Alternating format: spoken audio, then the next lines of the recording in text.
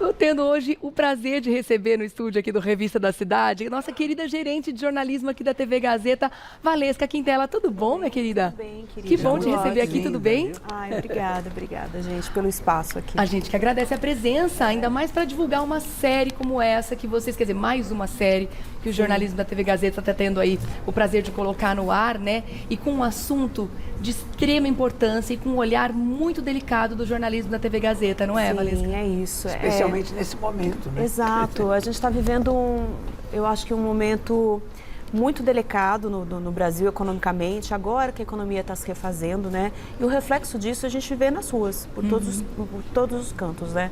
São quase 32 mil moradores em situação de rua só na cidade de São Paulo, na capital paulista. É o equivalente à população de uma cidade. Só na capital? Só na capital. É muita gente, é uma cidade inteira, né? Tem muita cidade no interior que não tem tanta gente assim. Exato. E isso é um levantamento, um censo feito da prefeitura com base em dados dos moradores que procuram algum tipo de assistência. Tá. Então, a gente sabe que existe aí uma subnotificação, né? Então, alguns levantamentos paralelos, por exemplo, a Rede Nossa São Paulo, estima 60 mil pessoas nesse universo. Nossa, né? quer dizer, pode ser que seja quase o dobro disso. O Valesca, tem uma questão que eu tenho notado, assim, que eu tenho visto, porque eu converso muito na rua, assim, e eu tenho visto que tem famílias inteiras e que não são famílias, por exemplo, que vivem na rua sempre, Exato. que estão agora na rua e que tentam ainda manter aquela coisa da dignidade, de ter a sua salinha, a sua cozinhinha, né? Então eles botam os móveis. Tem completa razão, Leão. Exatamente isso está acontecendo. Tanto que o perfil mudou. A gente tem hoje famílias, por exemplo, que elas não vivem em situação de rua plena, que a gente diz, né?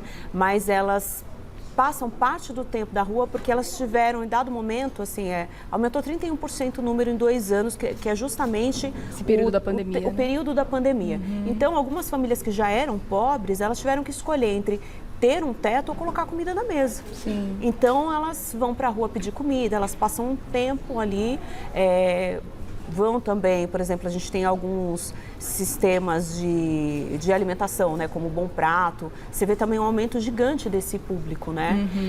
E tem também aquelas que fatalmente perderam, inclusive, o local mesmo, a moradia, e que daí passam parte do tempo no abrigo, né, da prefeitura, porque o problema não é que a cidade não ofereça certa assistência. Oferece, sim, mas além de ser insuficiente para esse total, todo esse contingente, você ainda também tem a questão das regras e da temporalidade, né? Sim. Por exemplo, quando faz frio. Você tem até um lugar de acolhida, não para todo mundo, mas tem, né? Eu mostro isso na série. Só que às 6, 7 horas da manhã, esses moradores tomam café e voltam para as ruas. Continua chovendo, continua fazendo frio, as necessidades são imensas, né?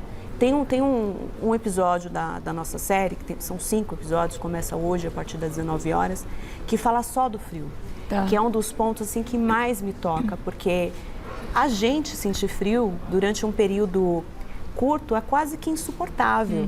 Imagina você estar exposto. A gente estava falando aqui agora de influenza, que está, né, um surto na cidade. Você imagina essas pessoas na rua. Exato, né? Daí você tem depoimentos assim, que a pessoa diz, né, eu fiquei muito pensativa quando... E tem muitas crianças também acompanhando essas famílias. Tem. A questão dos animais de estimação, que muitas vezes não permite que eles vão até o abrigo, né? Eles não querem deixar O morador não os quer, animais ele pra opta trás. por ficar com os animais, porque não existe um abrigo que dê essa acolhida para todos, né? Então eles optam em não ir. E daí na rua você está exposto a todo tipo de violência, as condições climáticas. Se está chovendo, você pega a chuva, não é toda a barraca, não é todo morador que tem barraca.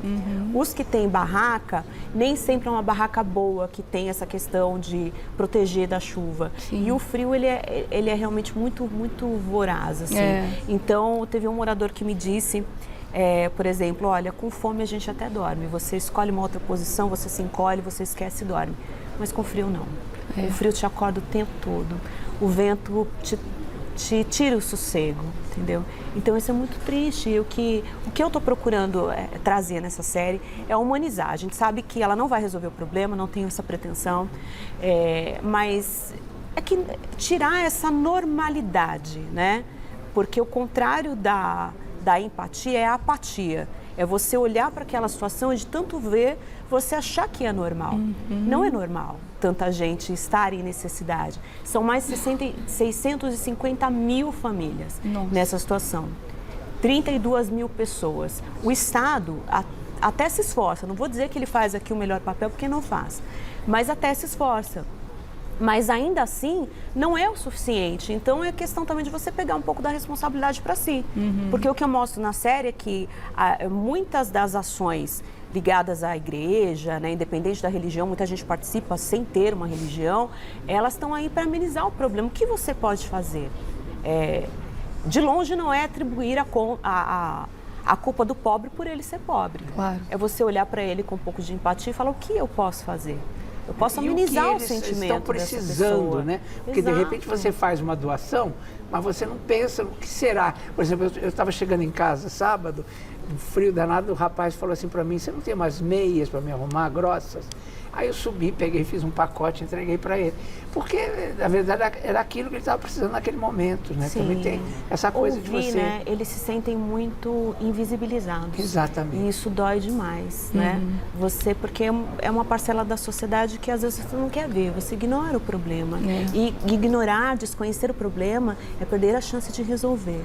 Então é isso que eu quero mostrar. Isso que ele está falando dos pés e das mãos, o Padre Júlio diz isso. Ele fala: olha, você quer ter noção da negligência que essa pessoa passa, você prestar atenção nas mãos e nos pés. No acúmulo de sujeira, nos pés calejados, né? A pessoa às vezes não tem acesso a um banho, a uma água potável, né? E se acostuma até com aquela sujeira. Pode resolver. Pode. Com menos julgamento. Porque o frio... As extremidades do corpo são as que sofrem primeiro. Claro. Eu mostro isso na série também. É muito doído quando a gente ouve notícia de que pessoas morreram de frio durante a madrugada enquanto a gente estava ali quentinho na nossa cama. E a gente então, também tem uma se mexer, né, Valesca? enorme subnotificação sobre a questão das mortes. Verdade. Porque claramente você vê que o morador ali morreu por causa do frio, mas como comprovar isso? Porque não vão muitas fazer vezes... uma necrópsia, enfim, para ver. E até né? quando faz, a pessoa geralmente ela tem outras comorbidades. Outras doenças. Então você não consegue comprovar, né? Valesca, parabéns pelo trabalho de vocês. O jornalismo da Gazeta prestando um papel social incrível, como sempre, maravilhoso. Parabéns por esse olhar e por trazer isso, né? Porque é isso, como você falou, a gente não resolve o problema levando ele até as pessoas, mas abre os olhos para a necessidade de ajuda dessas pessoas. Então, cada um fazendo um pouquinho, a gente consegue minimizar sim. Então, olha só, de segunda a sexta-feira, às 19 horas, é o horário do Jornal da Gazeta e essa série vai ser a semana toda, né? A semana toda, de segunda a sexta-feira, cada episódio tem em média de 7 a 8 minutos. Eu acho que é pouco perto do que a gente pode fazer, mas já é voltar a discutir o tema, entendeu? Claro. Com a importância e a humanidade que ele merece. Dar luz a esse problema, né? Obrigada, minha querida. Parabéns. Eu que agradeço. Estenda um beijo nosso e um agradecimento a todo o jornalismo da TV Gazeta, tá bom? Então, Obrigada. Diário das Ruas, a partir de hoje no Jornal da Gazeta, tá bom? A gente faz uma pausa rapidinho agora? Vamos dar uma olhada na dica e a gente já volta. Veja aí.